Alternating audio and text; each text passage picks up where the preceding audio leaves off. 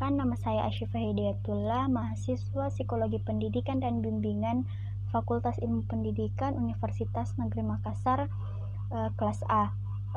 Baiklah, video kali ini dibuat dalam rangka memenuhi tugas mata kuliah BK Keluarga, di mana di video kali ini akan menjelaskan beberapa materi terkait dengan BK Keluarga. Baiklah, materi pertama yang saya akan jelaskan yaitu mengenai cinta dan permasalahan. Sebenarnya apa itu cinta? Cinta dapat dibagi ke dalam beberapa aspek, di mana cinta untuk keluarga, perasaan untuk teman, perasaan romantis, perasaan yang berkaitan dengan kerinduan dan keinginan untuk memiliki seperti mencintai diri sendiri, dan perasaan terhadap negara dan bangsa. Adapun jenis-jenis cinta yaitu cinta semu, di mana ketika Anda jatuh cinta kepada tokoh publik atau selebriti yang kecil kemungkinannya untuk bertemu atau mempunyai hubungan dekat dengannya. Yang kedua yaitu cinta yang obsesif atau posesif, di mana ketika Anda mencintai seseorang secara berlebihan dan Anda bersikeras untuk bersama dengan orang tersebut sepanjang waktu dan merasa bahwa Anda tidak bisa hidup tanpa orang tersebut.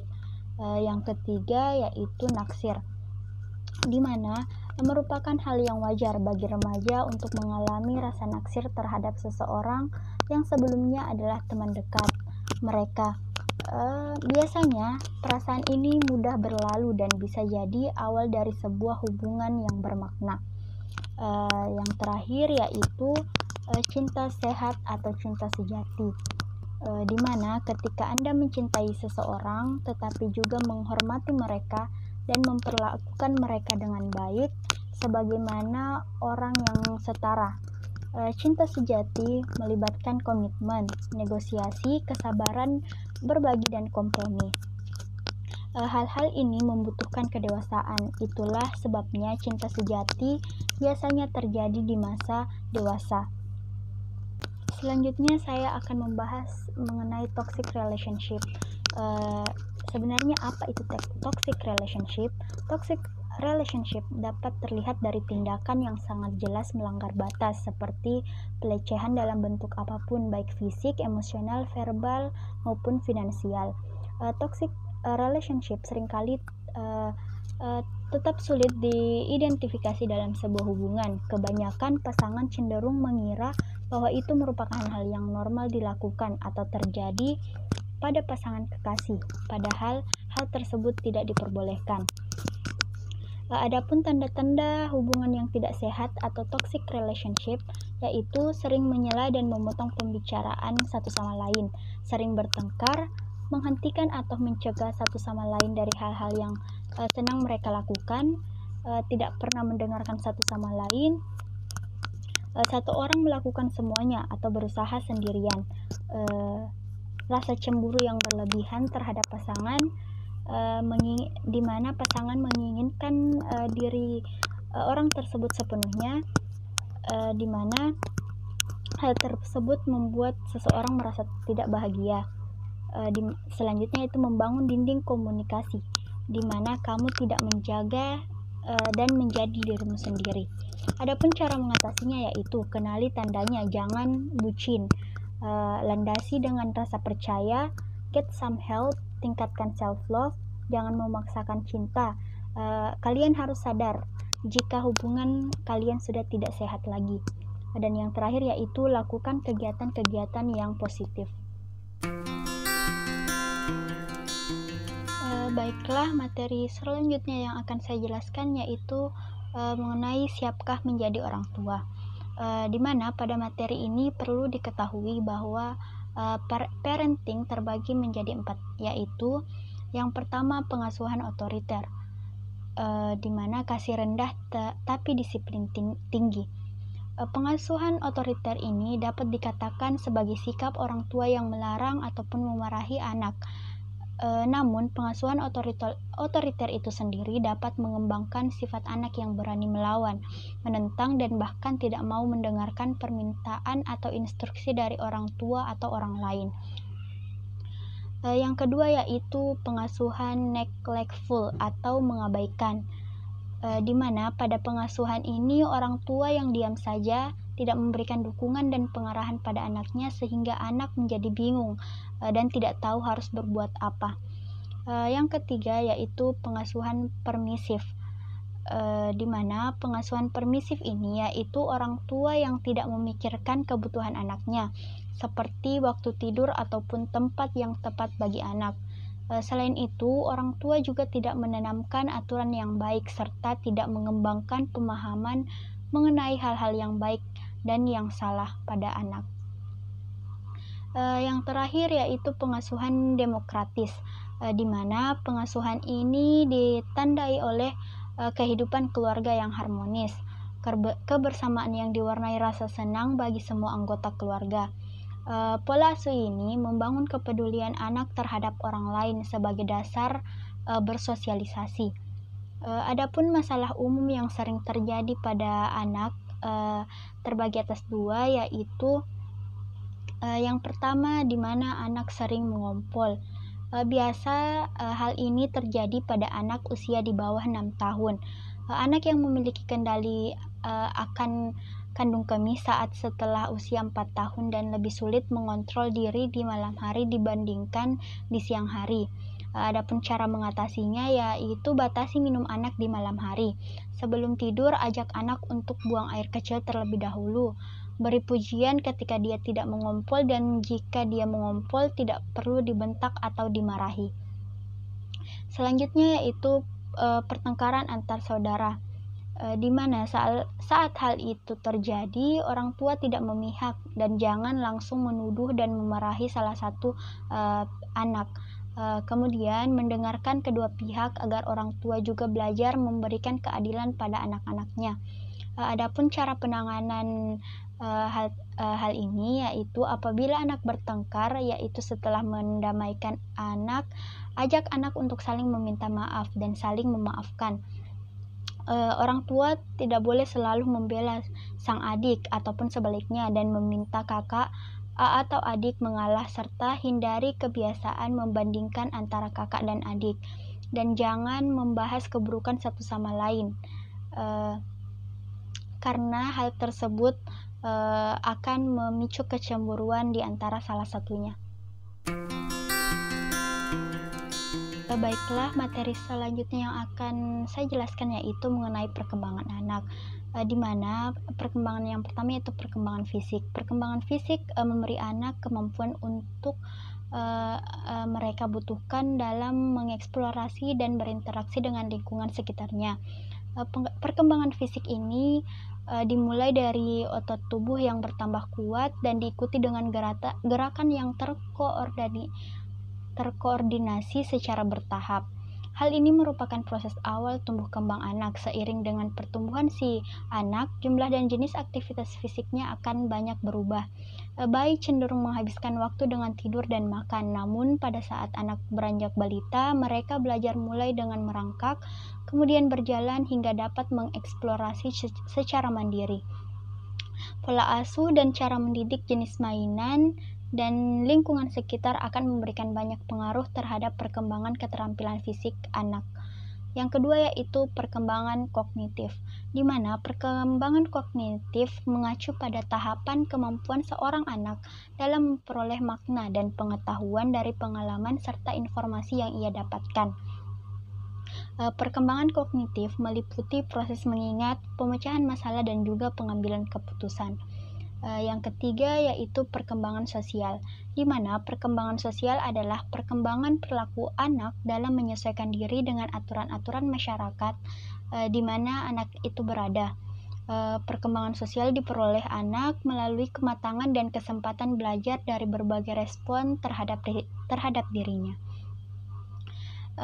Selanjutnya yaitu perkembangan moral, di mana perkembangan moral pada anak merupakan perubahan yang berkaitan dengan pikiran, emosional, kebiasaan, dan sikap yang dimiliki seseorang berdasarkan standar benar atau salahnya perilaku yang ditetapkan dalam kehidupan masyarakat. Baiklah, materi selanjutnya yang akan saya jelaskan yaitu mengenai hukuman versus disiplin positif, di mana hukuman merupakan tindakan atau perilaku yang dilakukan seseorang yang tujuannya adalah agar anak berperilaku lebih baik di masa yang akan datang atau mendapatkan efek jera dari perilakunya.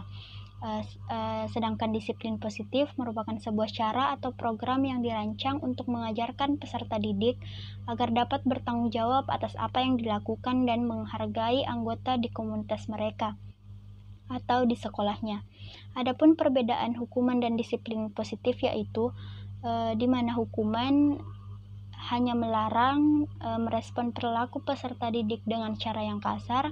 Peserta didik mentaati peraturan karena mereka diancam atau dimarahi, mengendalikan, memalukan dan melecehkan, cenderung bersifat negatif dan tidak menghargai, dan lain sebagainya. Adapun disiplin positif di mana memberikan alternatif lain pada peserta didik, mengakui dan menghargai upaya peserta didik dan tingkah laku mereka yang baik. Peserta didik mentaati aturan apabila mereka diajak berdiskusi dan menyetujui peraturan tersebut. Konsisten dan bimbingan yang tegas. Selanjutnya itu positif dan menghargai peserta didik dan lain sebagainya. Perlu diketahui penting bagi guru BK atau guru agar memahami bahwa hukuman mengarah pada upaya pengendalian perilaku peserta didik dan mengontrol perilaku sesuai dengan kemauan guru. Sedangkan disiplin positif lebih pada mengembangkan perilaku positif dan menekankan pada tanggung jawab peserta didik terhadap perilakunya, pengendalian diri serta membentuk kesadaran dirinya. Adapun prinsip-prinsip disiplin positif yaitu saling menghormati, mengidentifikasi penyebab di balik perilaku tidak sesuai, partisipatori, didasarkan pada kekuatan anak, dan yang terakhir yaitu proaktif. Baiklah, materi selanjutnya yang akan saya jelaskan yaitu mengenai konsekuensi logis, di mana konsekuensi logis mengajarkan bahwa setiap tindakan memunculkan konsekuensi atau dampak yang dirasakan bukan hanya oleh orang yang melakukan pelanggaran, tetapi juga oleh orang lain. Di sekolah, penerapan konsekuensi logis bertujuan untuk membelajarkan siswa tentang konsekuensi terkait pelanggaran yang mereka lakukan. Adapun 4 prinsip dari konsekuensi logis yaitu yang pertama berhubungan atau relate. Bagaimana konsekuensi yang diberikan terkait dengan perilaku misbehave peserta didik. Yang kedua yaitu respectful. Bagaimana konsekuensi yang diberikan tidak menyalahkan, mempermalukan atau menyakiti siswa. Yang ketiga yaitu logis, bagaimana konsekuensi yang diberikan dianggap masuk akal dari sudut pandang peserta didik, guru, dan semua orang yang terlibat. Dan yang terakhir yaitu dialogis, di mana bagaimana guru membangun dialog dengan peserta didik agar mereka dapat menjelaskan mengenai perilaku mereka, mengapa mereka melakukan hal tersebut, dan konsekuensi dari perilaku yang mereka lakukan tersebut. Adapun dampak negatif yang dikhawatirkan, yang pertama yaitu kebencian, di mana peserta didik merasa diperlakukan tidak adil karena hukuman yang diberikan menurutnya tidak ada kaitannya dengan kesalahan yang telah ia lakukan. Hal ini akan berdampak pada peserta didik kehilangan kepercayaan terhadap gurunya. Yang kedua yaitu dendam, di mana karena merasa diperlakukan tidak adil, peserta didik dapat merasa bahwa dia dapat melakukan hal yang sama kembali, dan kali ini dia yang akan menang.